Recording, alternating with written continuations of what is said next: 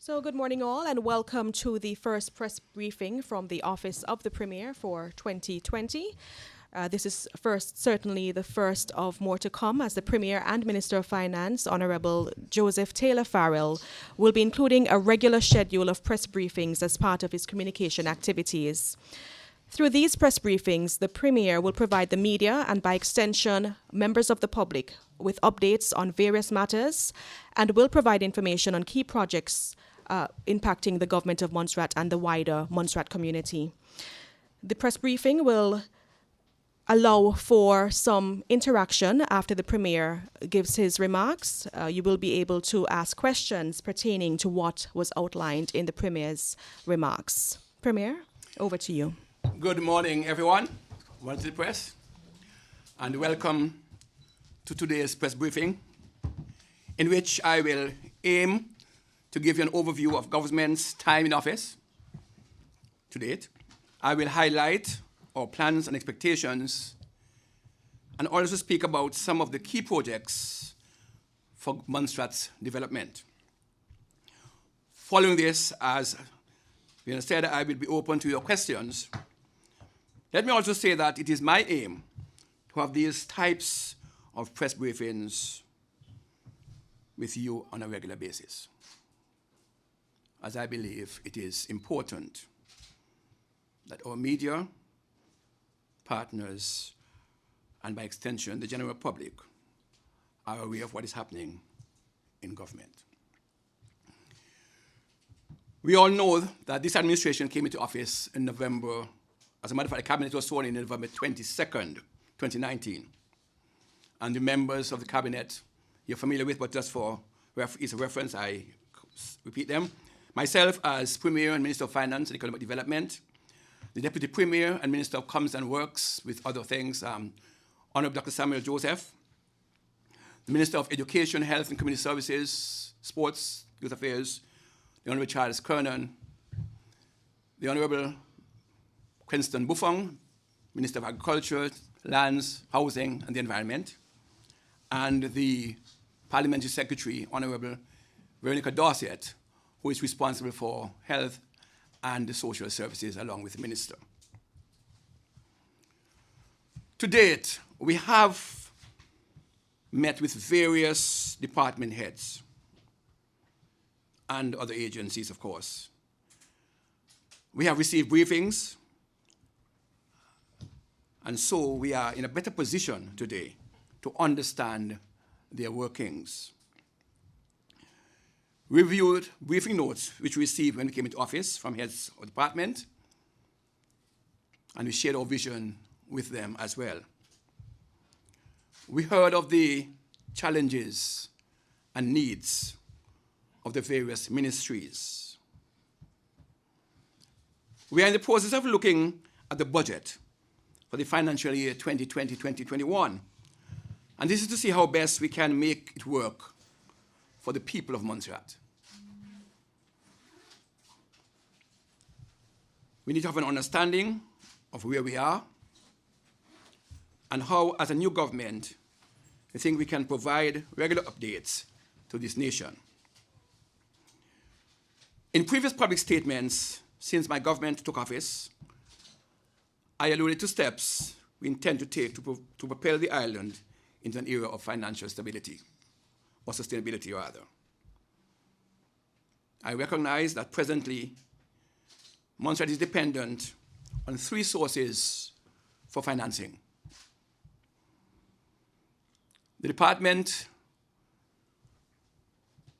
for International Development, DFID, the European Union, the EU, and the Caribbean Development Bank, the CDB. These three agencies, organizations contribute to our both social and infrastructural needs of Montserrat. But DFID has been providing financial support for us since the onset of volcanic crisis, major support for us since volcanic crisis. And we envisage that they will continue to do so for some time to come, albeit that my government will seek to introduce strategies to reduce the island's dependence on aid financing as I repeat from time to time. Of course, we will continue to negotiate with DFID for additional capital funds to restore some of our major infrastructure, which has been destroyed by the volcanic activities. But we also seek to identify other sources of financing.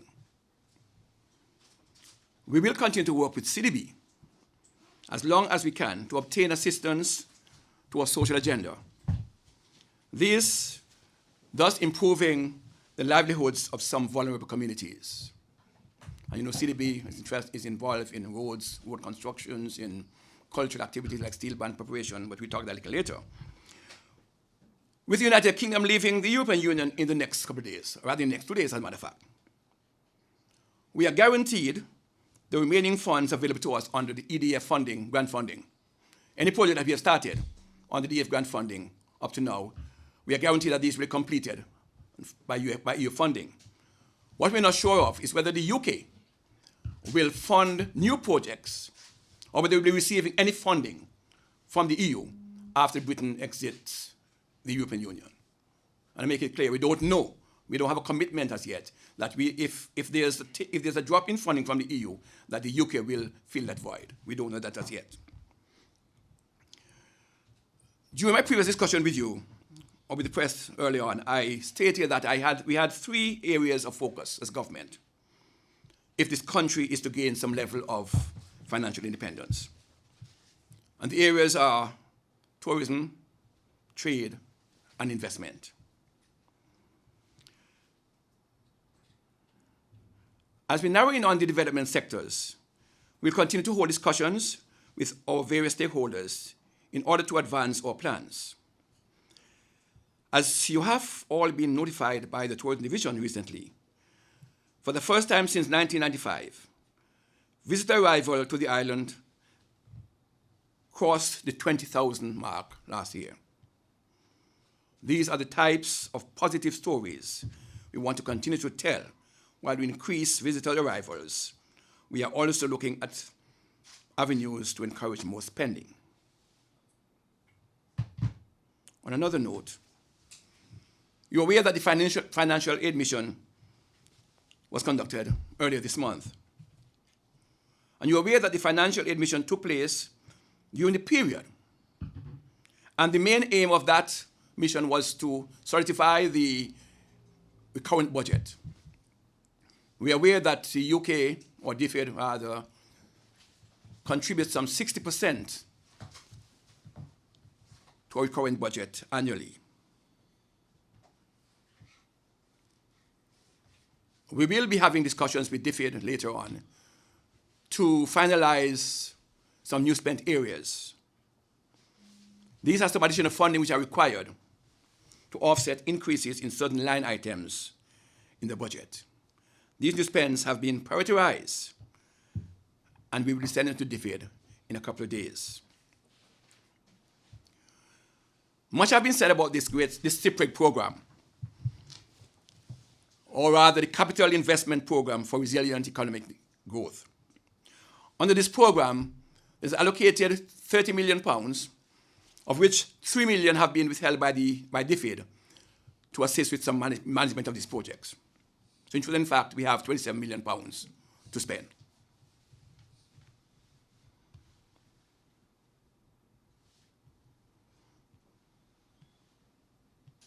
Sorry, technology, of course. We have agreed over the past weeks, as a government, we have agreed with DFID in terms of ranking of the projects under the program. Because we have to prioritize, we have to determine which one of those projects we want to work on first. And taking out fiber optic, which has already been on its way, we have now identified or prioritized or ranked the projects that are earmarked under this funding. Number 1, of course, is the hospital project. My government is determined that the hospital will be built. It is key for us.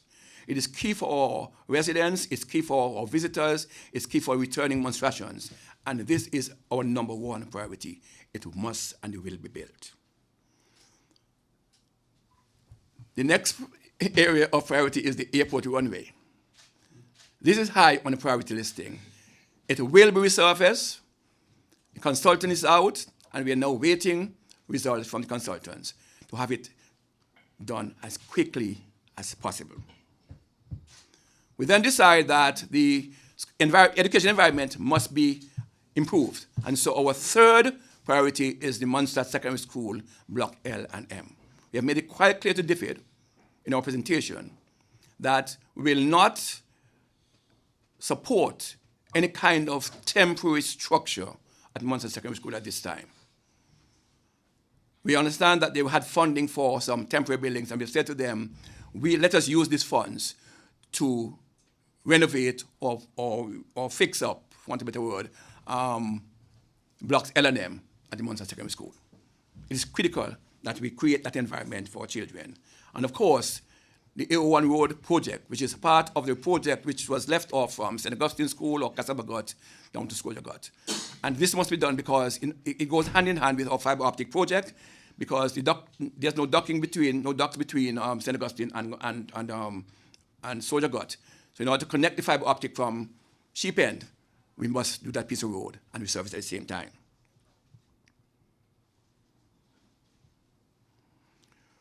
The port development. Over the past weeks, my government has given much attention to the port project. And we are in discussion with all stakeholders, trying to carve a way forward to deliver a fourth facility within the limited budget financing which is available. In fact, just Monday, we went on a site visit, to receive further information and have a visual perspective of the layout of the port. This is a main infrastructural activity if Montserrat is to go forward. So these are the main projects I wish to mention at this point. And I'm happy to respond to questions based on what has been outlined above. Premier, thank you for having us. I just wanted to, let me start with the tourism. You mentioned that you, in the discussions around the budget, that you are asking for new spend. Is any of that new spend going to be in the tourism sector? We recognize that the EDF funds were already very specifically allocated, and there isn't much either in that budget or in the recurrent budget for tourism towards marketing. That's a good question. Basically, the press would know that the country is locked into I said earlier, 30 million capital project from UK. And what I gather, while my government is going to be preparing business cases for projects that we have in mind, my understanding is that we must spend this $30 million first before we can get another drawdown. So clearly, yes, we want to include tourism for a new tranche of funding. This will be in part of our business case that we're putting up, but we will not be able to draw down any funds on it within this cycle. Seeing that Montserrat is still very heavily reliant on tourism, and we're looking at situations with the coronavirus creating challenges globally, and the world is very tiny. How much of a concern is it for your government that we start to diversify our investment away from tourism so that we're not at risk of loss of visitors because of things like this? Well, you would have heard me earlier on saying that we have already divested our economy, basically, because we talk about tourism, we talk about investment, we talk about trade. So basically, we're not focusing on just tourism, because no country, and especially in the small parts of the world, we cannot focus just on tourism, because just something happened in the States, in China, or wherever, and we're wiped out. So we already diversify our economy. We're focusing a lot, my government is focusing a lot on foreign direct investment and some trade. So tourism is not the only component within our development strategy that we're working on. Just to follow up on that issue of foreign investment and trade, is this something that we're going to see rolled out as you talk about in the 2021 budget? Is there anything that we're going to see happening in the next 3 to 6 months that could give us an indication as to what you are planning and where we're going to see what's going to happen with private sector stimulation, for instance? Very good question. A good question, because right now I'm restructuring, with the help of a number of agencies, we are restructuring what we term then the Economic Development Unit, which is downstairs of my ministry.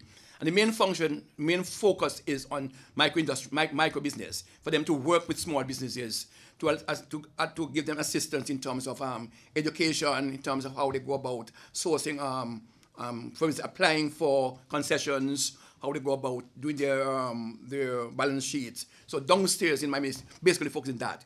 Whereas we are proposing a new agency to handle the larger part of the private sector investment, which is our foreign direct investment. So they are separated, but presently we are focusing in a couple of months on domestic business, small businesses. Honourable Premier, good afternoon. The school project, which is your project number 3 on the list, Block L and M. Was there a survey done locally on that? I don't know if survey is the right word, but I'm going to ask the question in that way. I remember when it came up that they were going to condemn those buildings, the local engineers had nothing to do with it. They weren't even on the team that visited the school. Now we're going from condemning the buildings to refurbishing. So was there any survey or anything that was done to those buildings that we're sure that we don't need to condemn and we're going back into refurbishing? Thank you very much. Over the past years, a number of consultant engineers have been approached, have come on board. An assessment have been done to the buildings. Initially, the thought was that they should all be taken down. Then there was a second consultant in about sometime 2016-17, which said yes. There's a third consultant which said no. Based on local experience and talking to local engineers and local contractors, the last thing on it is that they do not need to come down. What they simply need is some reinforcement, because the local architects and engineers have looked at the buildings, looked at the structure, and certainly the integrity of the structures are still in place. There's some chipping away of the foundation thing where still exposed, but that is minor in terms of the actual strength of the building. So yes, the last report we had is that the buildings are intact. Simply just need some reinforcement and refurbishing. Well, good afternoon, I think. Dwight Sampson, still morning.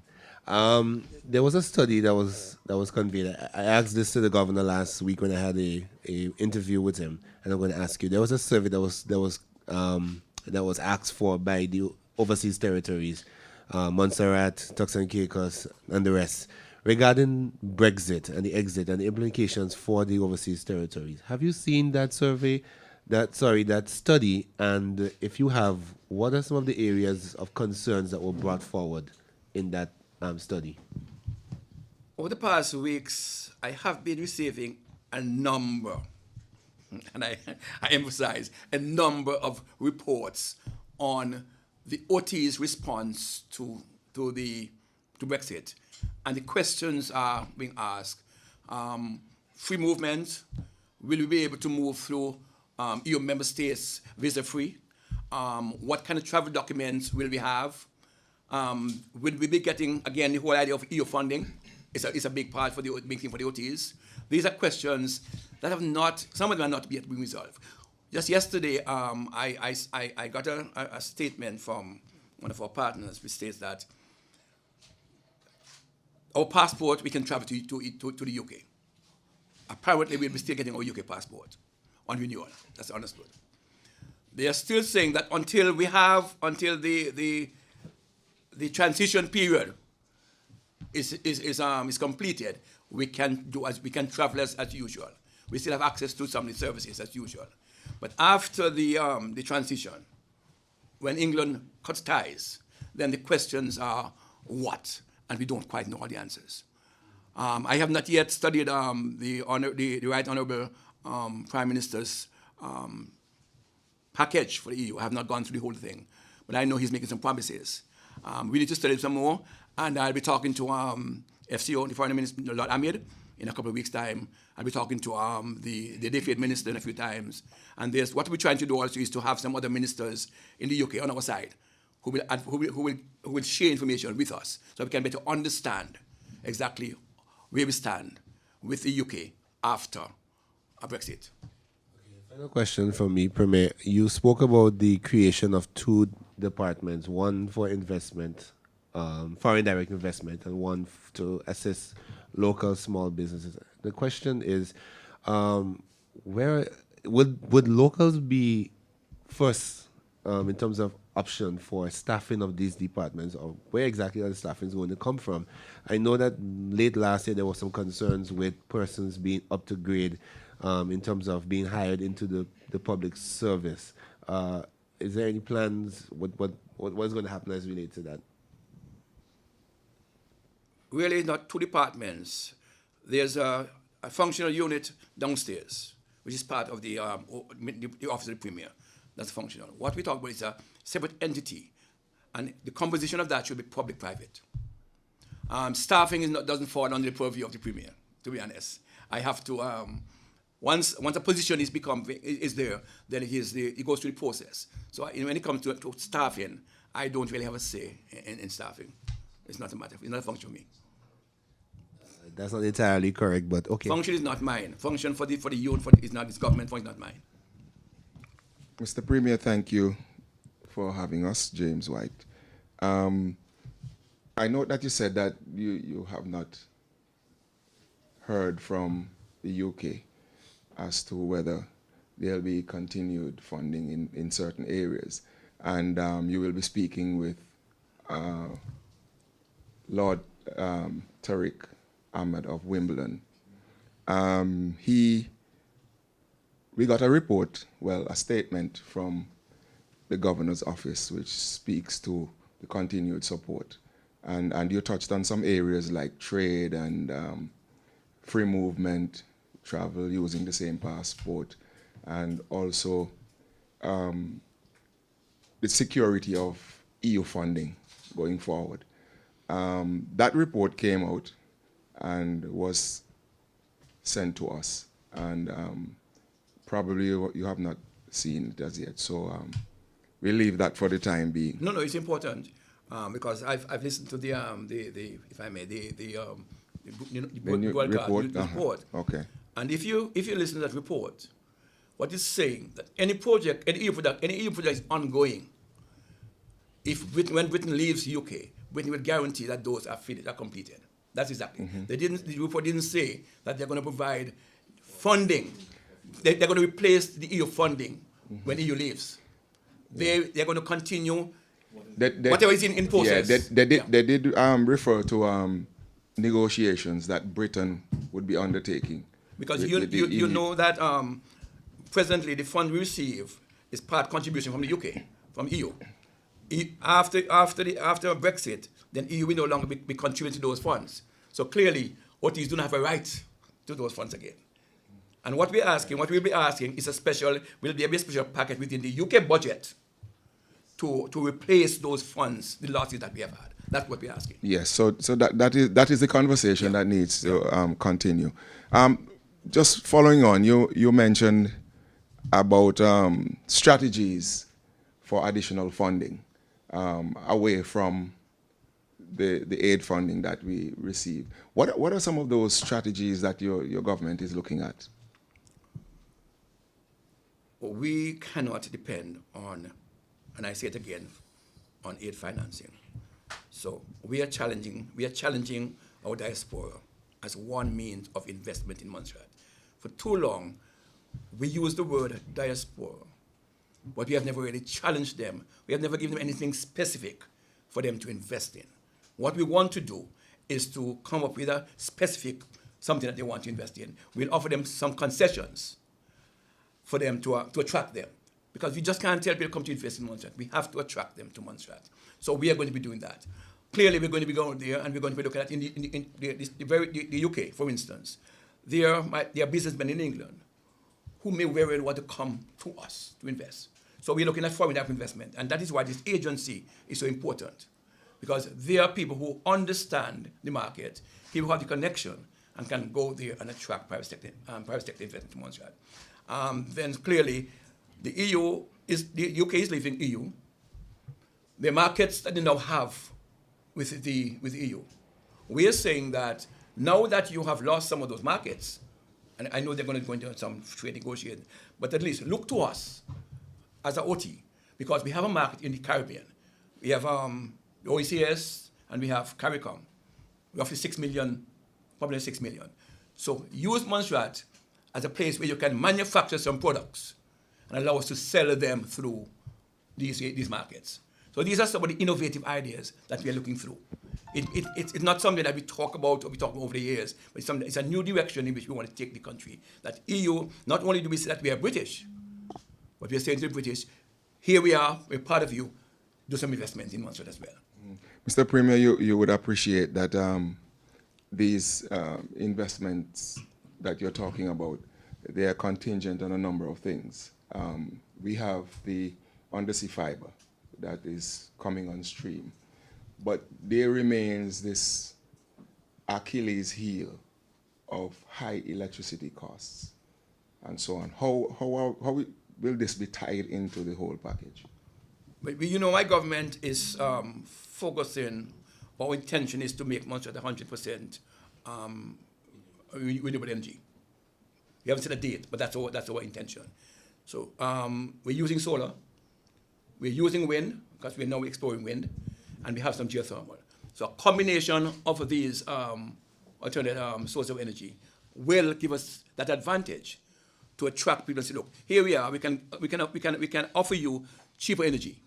Because clearly, if you're going to use fossil fuel, our energy price cost is very high, and you will not be able to get manufacturing done in Montserrat at that kind of price.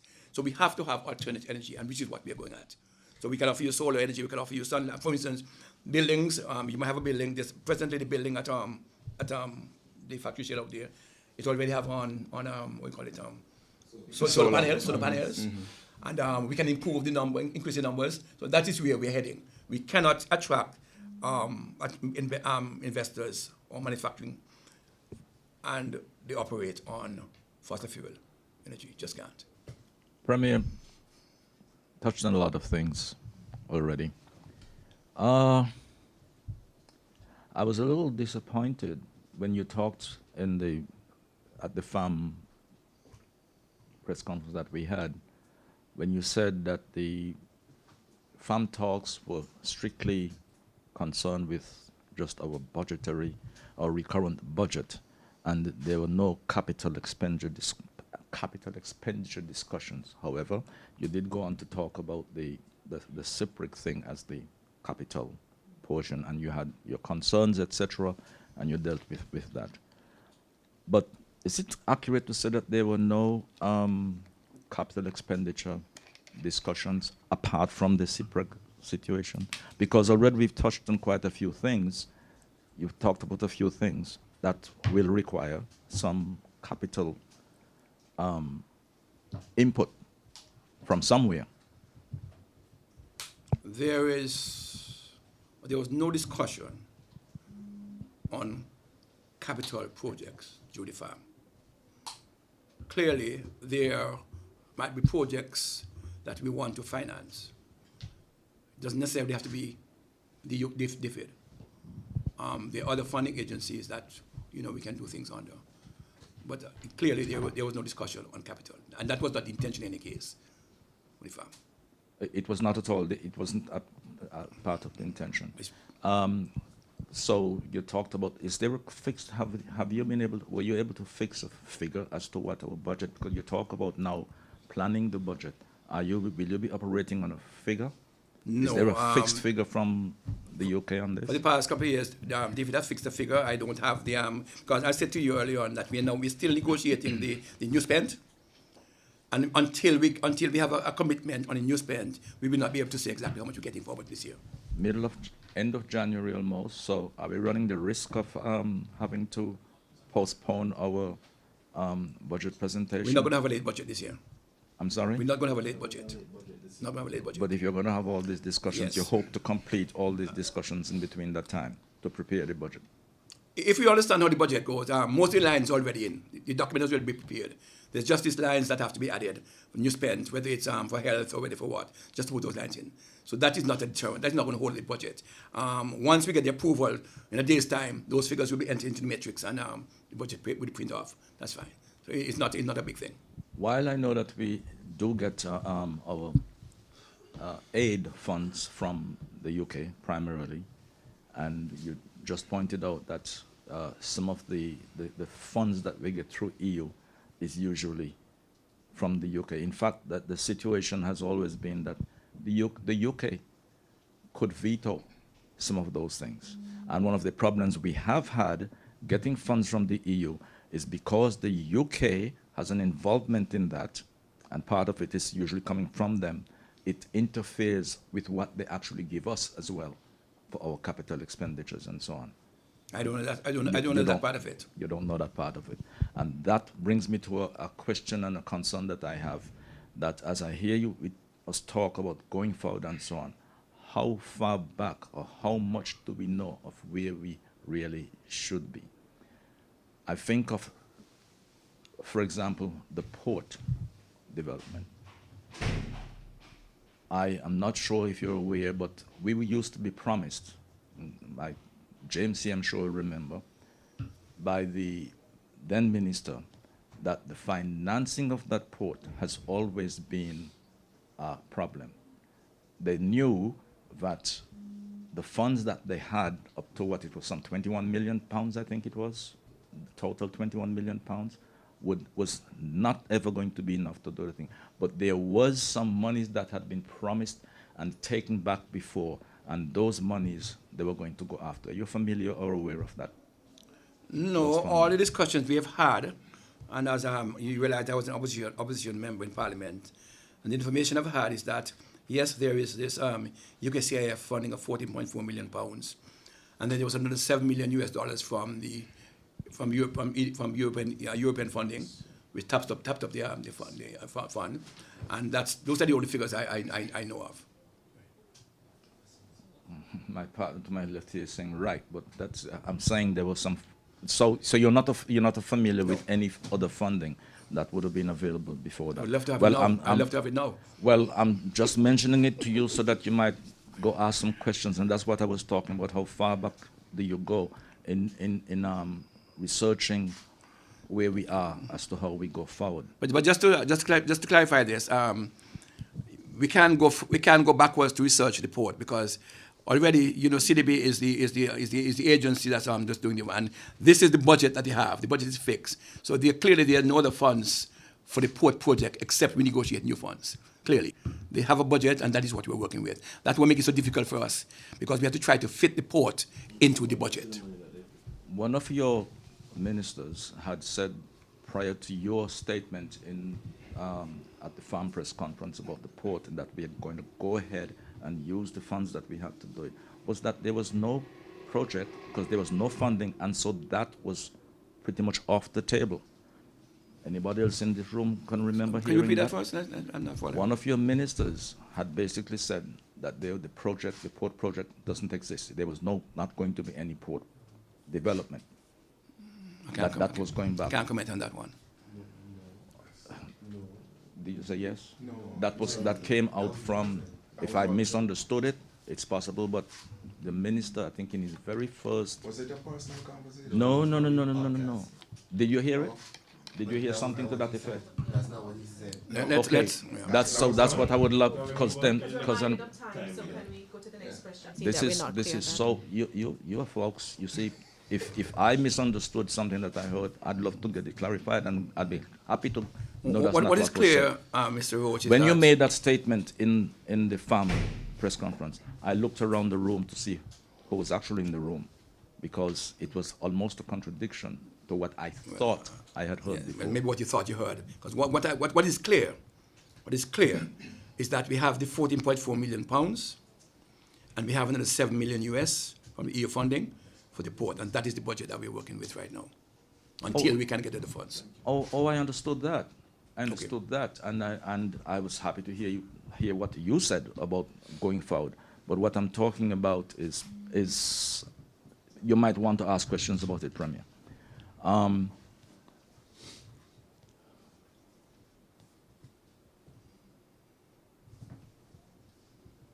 You talked about the layout of the port.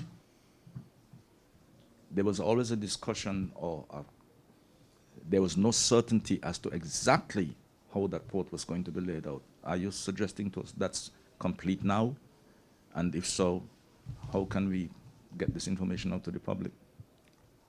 I'm guided by the experts, because I'm no port developer. Well, I'm guided by the experts, and I think presently we are clear on the layout of the port based on the budget we have, and we are very clear on the length of the jetty and the location. Very clear on that. we touched on that airport matter about the new paving and so on. And we have been having some, I call it silly problems, that as long as it even drizzles, the airport is closed because the runway is wet. I am not sure that that is what the decision was about, just the airport being wet, but people have been having problems getting into this country because it's just drizzling and the airport is closed. Who is really responsible for speaking to the conditions and the operations at the airport? I empathize with the traveling public for the inconvenience that has been caused by the closure of the runway, the airport. Clearly, I know people are missing their flights and they are incurring additional costs in terms of hotel overnights and so. There are two agencies that governs the airport. The regulators are ASI. They regulate the airport. They determine whether the runway is in good order, whether the lighting is good, and the public works, comes and works, control the operations of the airport. In terms of any closure of the airport, because for whatever reason, the officials, the ASI, would advise the governor, because the governor represents the regulator for the airport, not the government. And ASI would advise the governor on conditions and explain and advise him what actions to take. You realize, though, that and I'm very sympathetic with the air traffic controllers, because you realize that if they go against those advice and anything happens, they are responsible. So, of course, they have to operate on the side of caution. And if they're told to close the airport when it's wet or when it's raining, clearly they have to do it until somebody reverses that decision. Clearly, it is now in ASI's, the body's ASI's court to either reverse the situation or confirm that it must remain in place until such time. Oh, you see, you just mentioned there about the wet and so on and so on. That is the issue, Premier. You, as head of our government, and our minister who's responsible, I think the Minister of Commons and Works, as you mentioned, who should really understand what was really said and what the directives really are. There is a serious problem at the airport as to who really is in charge at the airport. No, let me make it clear. Yes. The actual regulatory framework is not the government of Montserrat. That is clear. That's not clear. The operations, yes, but the regulation comes under that agency. As a matter of fact, you have two agencies that regulate airports in the Caribbean. For the OTs, you have ASI, and for the independent countries, you have ECLA, the other one, Eastern Caribbean I think Security, right. They regulate the independent states, and ASI represents the OTs. Of course, we are UK countries, and of course, ASI is UK. So you'll understand, and we have to listen to the regulators, clearly. I'm not sure. Yes, I'm sure James could probably. Mr. Premier, I have a concern, a serious concern with the whole setup. What are the variables that have been put forward for that decision to be made to close the airport when it is wet. And the airport has been in operation for 15 years, and we have not had those issues. Who determines that it is a wet airstrip that causes the decision to be made? And a report is being undertaken, and that report has not come back as yet. Yet still that decision was made. We're all asking for the report. And this is not privilege. In Cabinet last week, Cabinet members asked to see the report. It's not here with us. And we've asked for it, to see it. Because we need to understand, we have a constituency that we represent. And we have to be able to explain to constituency exactly why. So until we get that report, and we hope that we can see the report, because we talk about transparency and openness. We have to be open. And so if there's something in the report, regardless to whoever, we need to know so that we can make amends for it. But at the present time, we do not have access to the report. We want to thank you all for coming out to the Premier's first press briefing. And as he would have indicated, he plans to have regular press briefings with you. How frequently, that will be communicated at a later date. Thank you again for coming.